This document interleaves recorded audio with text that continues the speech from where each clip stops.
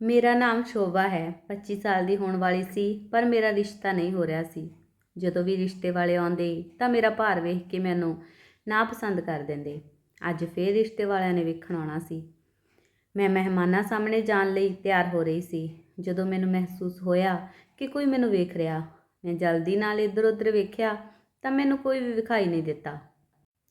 ਮੈਂ ਫਿਰ ਬਿਜੀ ਹੋ ਗਈ, ਪਰ ਮੈਨੂੰ ਅਜਿਹਾ ਕਿਉਂ ਲੱਗ ਰਿਹਾ ਸੀ ਕਿ ਕੋਈ ਮੇਰੀ ਹਰ ਹਰਕਤ 'ਤੇ ਨਜ਼ਰ ਰੱਖ ਰਿਹਾ। ਇਸ ਵਾਰ ਮੈਂ ਅੱਗੇ ਹੋ ਕੇ ਆਪਣੇ ਕਮਰੇ ਵਿੱਚ ਚਲੀ ਗਈ ਅਤੇ ਆਪਣੀ ਖਿੜਕੀ ਦੇ ਸਾਹਮਣੇ ਖੜੀ ਹੋ ਗਈ। ਤਦ ਮੈਂ ਦੋ ਪਰਛਾਵਿਆਂ ਨੂੰ ਭੱਜਦੇ ਹੋਏ ਵੇਖਿਆ, ਪਰ ਉਹ ਕੌਣ ਹੈ ਮੈਨੂੰ ਦਿਖਾਈ ਨਹੀਂ ਦਿੱਤਾ।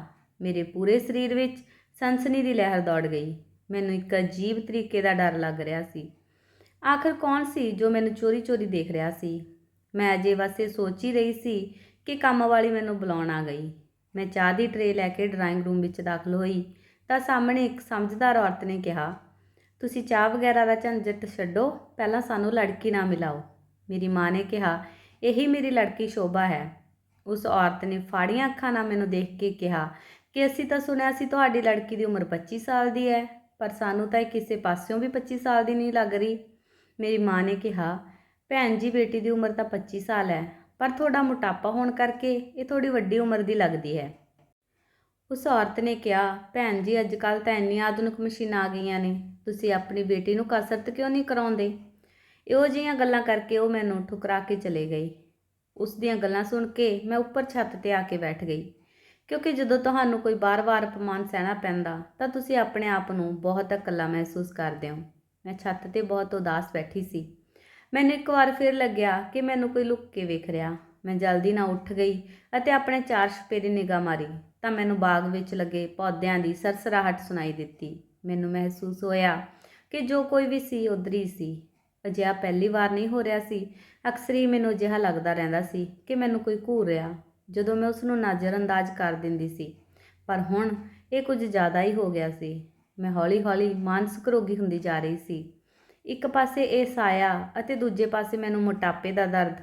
ਮੈਂ ਸ਼ੁਰੂ ਵਿੱਚ ਇੰਨੀ ਮੋਟੀ ਨਹੀਂ ਸੀ, ਬਲਕਿ ਮੈਂ ਤਾਂ ਇੱਕ ਦੁਬਲੀ ਪਤਲੀ ਲੜਕੀ ਸੀ, ਜਿਵੇਂ ਕਿ 15-16 ਸਾਲ ਦੀਆਂ ਲੜਕੀਆਂ ਆਮ ਤੌਰ 'ਤੇ ਹੁੰਦੀਆਂ ਹਨ। ਫਿਰ ਮੇਰਾ ਸਰੀਰ ਭਰਨ ਲੱਗਾ। ਖੂਬਸੂਰਤ ਤਾਂ ਮੈਂ ਸ਼ੁਰੂ ਤੋਂ ਹੀ ਸੀ। ਹਰ ਪਾਸੇ ਮੇਰੀ ਖੂਬਸੂਰਤੀ ਦੇ ਚਰਚੇ ਸੀ। ਫਿਰ ਮੈਂ ਬਿਮਾਰ ਰਹਿਣ ਲੱਗੀ। ਮੇਰੇ ਸਰੀਰ ਵਿੱਚ ਹਰ ਸਮੇਂ ਦਰਦ ਰਹਿੰਦਾ ਸੀ। ਇੱਕ ਦਿਨ ਮੈਨੂੰ ਕਾਲਜ ਵਿੱਚ ਚੱਕਰ ਆ ਗਿਆ ਤੇ ਮਾਂ ਮੈਨੂੰ ਹਸਪਤਾਲ ਲੈ ਗਈ। ਡਾਕਟਰ ਨੇ ਕਿਹਾ ਮੈਨੂੰ ਤਾਕਤ ਦੀ ਕਮੀ ਹੈ, ਇਸ ਲਈ ਉਹਨਾਂ ਨੇ ਮੈਨੂੰ ਤਾਕਤ ਦੇ ਇੰਜੈਕਸ਼ਨ ਲਗਾਉਣ ਲਈ ਕਿਹਾ। ਨਾ ਜਾਣੇ ਉਹ ਕਿਸ ਤਰ੍ਹਾਂ ਦੇ ਤਾਕਤ ਵਾਲੇ ਇੰਜੈਕਸ਼ਨ ਸਨ, ਜਿਨ੍ਹਾਂ ਨਾਲ ਮੇਰਾ ਸਰੀਰ ਫੁੱਲ ਗਿਆ ਸੀ। ਮੈਂ ਛੋਟੀ ਉਮਰ ਦੀ ਲੜਕੀ ਲੱਗਣ ਦੀ ਬਜਾਏ ਇੱਕ ਜ਼ਿਆਦਾ ਉਮਰ ਦੀ ਔਰਤ ਦੀ ਤਰ੍ਹਾਂ ਦਿਸਣ ਲੱਗੀ ਸੀ। ਹੁਣ ਮੇਰੇ ਘਰ ਵਾਲੇ ਮੇਰੀ ਚਿੰਤਾ ਕਰ ਰਹੇ ਸੀ। ਮੈਨੂੰ ਆਪਣੇ ਮੋਟਾਪੇ ਤੋਂ ਨਫ਼ਰਤ ਸੀ। ਮੈਂ ਸਾਰਾ ਦਿਨ ਰੋਂਦੀ ਰਹਿੰਦੀ ਸੀ। ਮੇਰੀ ਮਾਂ ਮੈਨੂੰ ਦਿਲਾਸਾ ਦਿੰਦੀ, ਪਰ ਮੈਂ ਹਰ ਸਮੇਂ ਉਦਾਸ ਰਹਿਣ ਲੱਗੀ ਤਾਂ ਲੜਕੀਆਂ ਮੇਰਾ ਮਜ਼ਾਕ ਉਡਾਉਂਦੀਆਂ ਤੇ ਮੈਨੂੰ ਆਂਟੀ ਕਹਿ ਕੇ ਤੰਗ ਕਰਦੀਆਂ। ਮੈਂ ਕਾਲਜ ਛੱਡਣ ਦਾ ਇਰਾਦਾ ਕਰ ਲਿਆ ਸੀ, ਲੇਕਿਨ ਪਾਪਾ ਮੈਨੂੰ ਕਾਲਜ ਛੱਡਣ ਲਈ ਮਨਾ ਕਰ ਦਿੱਤਾ। ਮੈਂ ਮਸਾਂ ਕਾਲਜ ਖਤਮ ਕੀਤਾ ਅਤੇ ਘਰ ਬੈਠ ਕੇ ਇੱਕ ਚੰਗੇ ਰਿਸ਼ਤੇ ਦਾ ਇੰਤਜ਼ਾਰ ਕਰਨ ਲੱਗੀ। ਇੱਥੇ ਵੀ ਮੇਰਾ ਮੋਟਾਪਾ ਮੇਰੇ ਰਸਤੇ ਵਿੱਚ ਦੀਵਾਰ ਬਣ ਗਿਆ।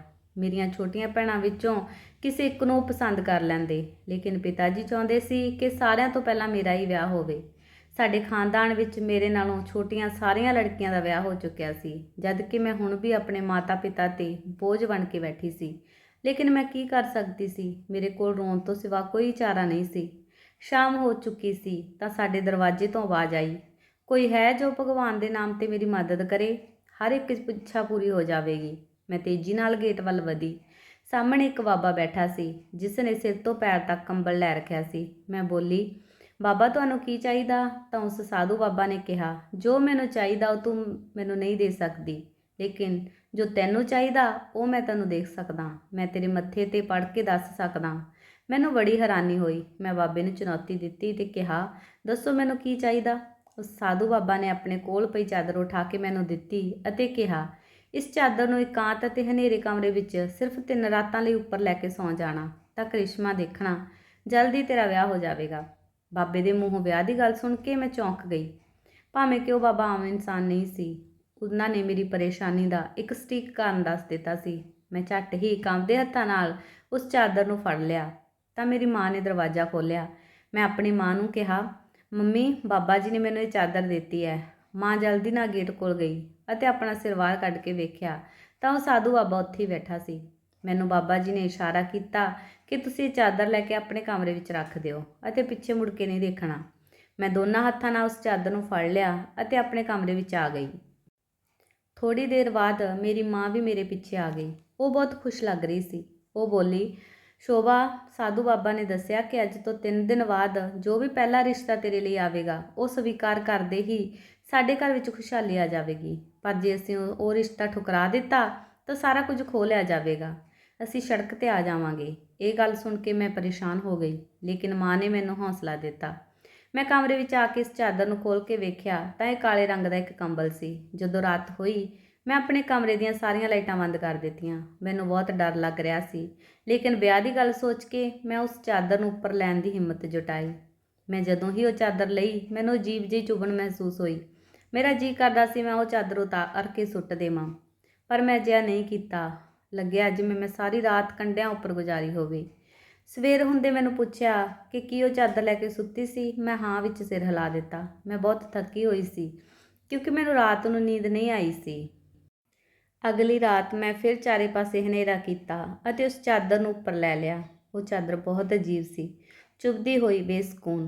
ਤੀਸਰੇ ਦਿਨ ਮੈਂ ਫਿਰ ਉਹ ਚਾਦਰ ਨੂੰ ਉੱਪਰ ਲਿਆ, ਪਰ ਅੱਜ ਮੈਨੂੰ ਉਹ ਚਾਦਰ ਚੁਭ ਨਹੀਂ ਰਹੀ ਸੀ ਅਤੇ ਨਾ ਹੀ ਪਰੇਸ਼ਾਨ ਕਰ ਰਹੀ ਸੀ। ਮੈਂ ਆਉਣ ਵਾਲੇ ਕੱਲ੍ਹ ਦੇ ਬਾਰੇ ਸੋਚ ਕੇ ਬਹੁਤ ਖੁਸ਼ ਹੋ ਰਹੀ ਸੀ, ਲੇਕਿਨ ਮੈਨੂੰ ਕੀ ਪਤਾ ਸੀ ਕਿ ਮੇਰੇ ਜਿਹੇ ਬਦਨਸੀਬ ਲੋਕਾਂ ਨੂੰ ਖੁਸ਼ੀ ਰਾਸ ਨਹੀਂ ਆਉਂਦੀ।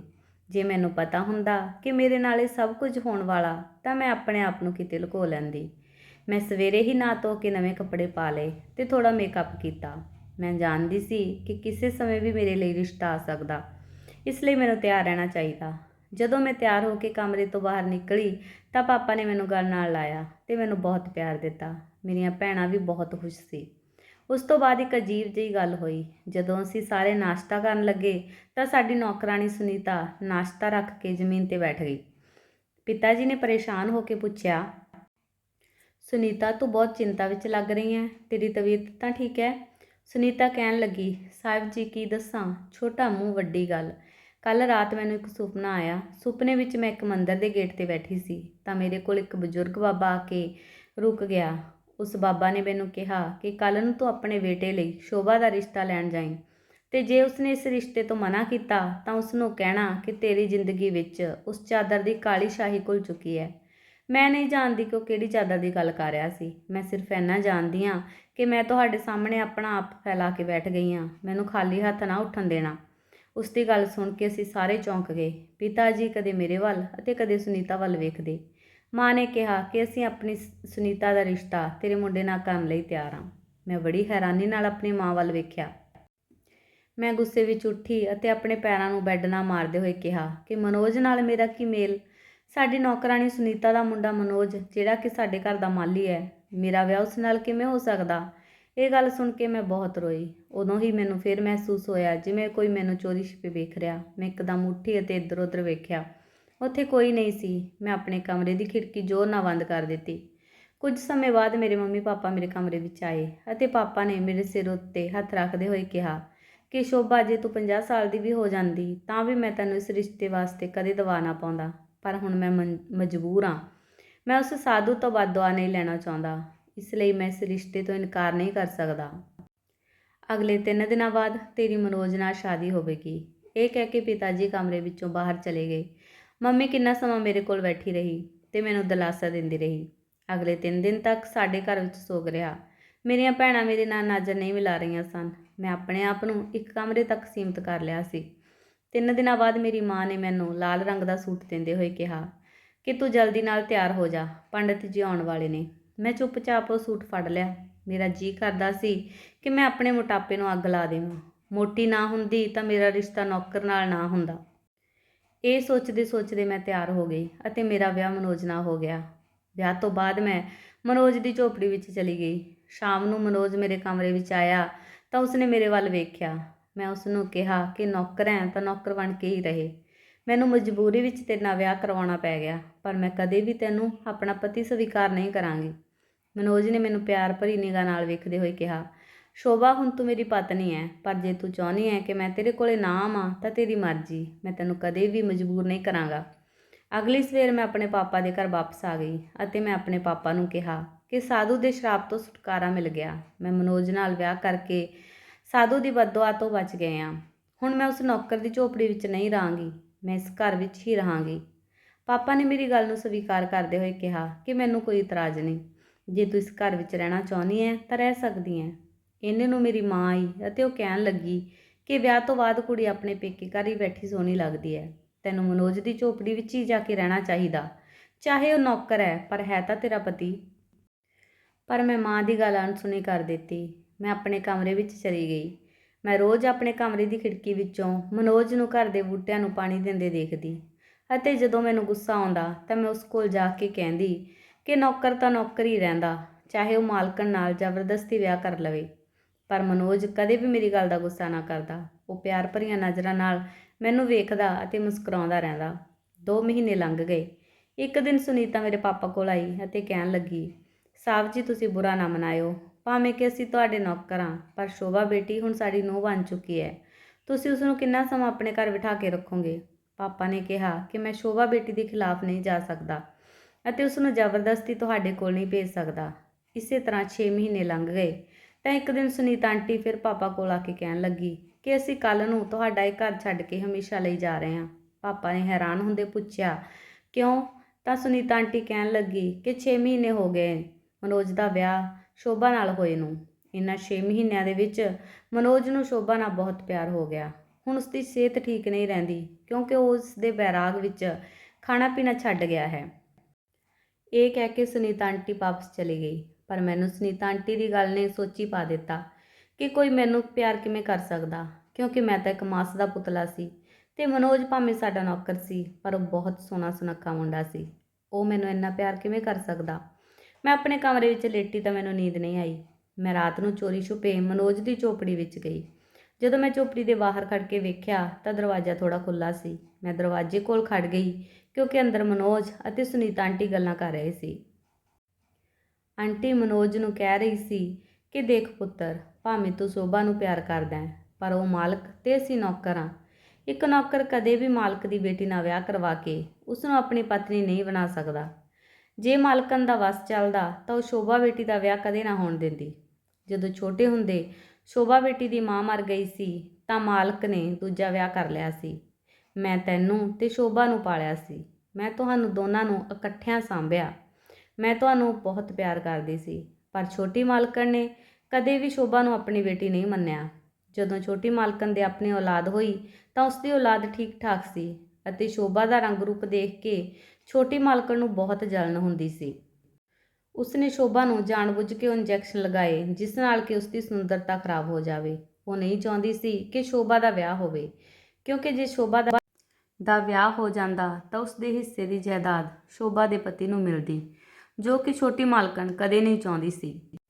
ਇਸ ਲਈ ਉਸਨੇ ਕਦੇ ਵੀ ਸ਼ੋਭਾ ਦੇ ਵਿਆਹ ਦੀ ਦਿਲੋਂ ਚਿੰਤਾ ਨਹੀਂ ਕੀਤੀ ਸੀ। ਮੈਨੂੰ ਪਤਾ ਸੀ ਕਿ ਤੂੰ ਸ਼ੋਭਾ ਨੂੰ ਬਚਪਨ ਤੋਂ ਹੀ ਪਿਆਰ ਕਰਦਾ ਸੀ। ਤੂੰ ਉਸ ਨੂੰ ਰੋਂਦੀ ਹੋਈ ਨੂੰ ਚੋਰੀ-ਚੋਰੀ ਕਿੰਨੇ ਵਾਰ ਵੇਖਦਾ ਰਹਿੰਦਾ ਸੀ। ਤੂੰ ਸ਼ੋਭਾ ਨਾਲ ਵਿਆਹ ਕਰਵਾਉਣ ਲਈ ਉਹ ਸਾਧੂ ਵਾਲਾ ਢੰਗ ਰਚਿਆ, ਜਿਸ ਨਾਲ ਤੇਰਾ ਸ਼ੋਭਾ ਨਾਲ ਵਿਆਹ ਤਾਂ ਹੋ ਗਿਆ ਪਰ ਉਸਨੇ ਤੈਨੂੰ ਕਦੇ ਵੀ ਪਤੀ ਸਵੀਕਾਰ ਨਹੀਂ ਕੀਤਾ। ਇਸ ਲਈ ਪੁੱਤਰ, ਅਸੀਂ ਕੱਲ੍ਹ ਨੂੰ ਹਮੇਸ਼ਾ ਲਈ ਇਹ ਘਰ ਛੱਡ ਕੇ ਚਲੇ ਜਾਵਾਂਗੇ। ਮਨੋਜ ਅਤੇ ਸੁਨੀਤਾ ਆਂਟੀ ਦੀਆਂ ਗੱਲਾਂ ਸੁਣ ਕੇ ਮੇਰੇ ਪੈਰਾਂ ਹੇਠੋਂ ਜ਼ਮੀਨ ਨਿਕਲ ਗਈ। ਮੈਂ ਚੁੱਪਚਾਪ ਵਾਪਸ ਆ ਕੇ ਆਪਣੇ ਕਮਰੇ ਵਿੱਚ ਪੈ ਗਈ। ਮੈਂ ਉਸੇ ਸਮੇਂ ਆਪਣੇ ਪਾਪਾ ਨੂੰ ਫੋਨ ਕਰਕੇ ਆਪਣੇ ਕਮਰੇ ਵਿੱਚ ਬੁਲਾਇਆ ਅਤੇ ਸਾਰੀ ਕਹਾਣੀ ਦੱਸੀ। ਇਹ ਸਾਰੀ ਗੱਲ ਸੁਣ ਕੇ ਮੇਰੇ ਪਾਪਾ ਵੀ ਚੌਂਕ ਗਏ। ਮੈਂ ਪਾਪਾ ਨੂੰ ਕਿਹਾ ਕਿ ਪਾਪਾ, ਮੇਰੇ ਤੋਂ ਗਲਤੀ ਹੋ ਗਈ ਹੈ, ਮੈਂ ਮਨੋਜ ਨਾਲ ਰਹਿਣਾ ਚਾਹੁੰਦੀ ਹਾਂ। ਪਾਪਾ ਨੇ ਮੈਨੂੰ ਕਿਹਾ ਕਿ ਪੁੱਤਰ ਤੂੰ ਚਿੰਤਾ ਨਾ ਕਰ, ਸਵੇਰੇ ਆਪਾਂ ਸਾਰੀ ਗੱਲ ਦਾ ਹੱਲ ਕੱਢ ਲਵਾਂਗੇ। ਪਾਪਾ ਨੇ ਮਨੋਜ ਅਤੇ ਸੁਨੀਤਾ ਨੂੰ ਬੁਲਾਇਆ ਅਤੇ ਕਿਹਾ ਕਿ ਸੁਨੀਤਾ, ਤੁਸੀਂ ਆਪਣੀ ਨੂੰਹ ਨੂੰ ਆਪਣੇ ਘਰ ਲੈ ਜਾਓ, ਸ਼ੋਭਾ ਤੁਹਾਡੇ ਨਾਲ ਰਹੇਗੀ। ਅਤੇ ਪਾਪਾ ਨੇ ਮੇਰੇ ਹਿੱਸੇ ਦੀ ਜਾਇਦਾਦ ਦੇ ਕਾਗਜ਼ ਮਨੋਜ ਨੂੰ ਦਿੰਦੇ ਹੋਏ ਕਿਹਾ ਕਿ ਪੁੱਤ, ਇਸ ਜਾਇਦਾਦ ਦਾ ਮਾਲਕ ਤੂੰ ਹੈ ਕਿਉਂਕਿ ਤੂੰ ਸ਼ੋਭਾ ਦਾ ਪਤੀ ਹੈ। ਅੱਜ ਤੋਂ ਬਾਅਦ ਮੈਂ ਚਾਹੁੰਦਾ ਕਿ ਦਫ਼ਤਰ ਦਾ ਕੰਮ ਤੂੰ ਸੰਭਾਲੇ।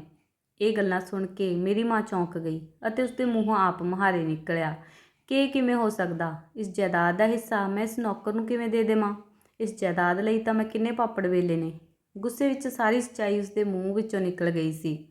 ਉਸਦੀ ਗੱਲ ਸੁਣ ਕੇ ਪਾਪਾ ਨੇ ਇੱਕ ਕੜਾਕ ਕਰਦੀ ਚਪੇੜ ਮੰਮੀ ਦੇ ਜੜ ਦਿੱਤੀ ਤੇ ਮੰਮੀ ਰੋਣ ਲੱਗ ਪਈ। ਪਾਪਾ ਨੇ ਮੇਰਾ ਹੱਥ ਮਨੋਜ ਦੇ ਹੱਥ ਵਿੱਚ ਦਿੰਦੇ ਹੋਏ ਕਿਹਾ ਕਿ ਪੁੱਤ ਅੱਜ ਤੋਂ ਤੁਸੀਂ ਆਪਣੇ ਫਾਰਮ ਹਾਊਸ ਵਿੱਚ ਰਹੋਗੇ ਤੇ ਸਾਰਾ ਬਿਜ਼ਨਸ ਸੰਭਾਲੋਗੇ।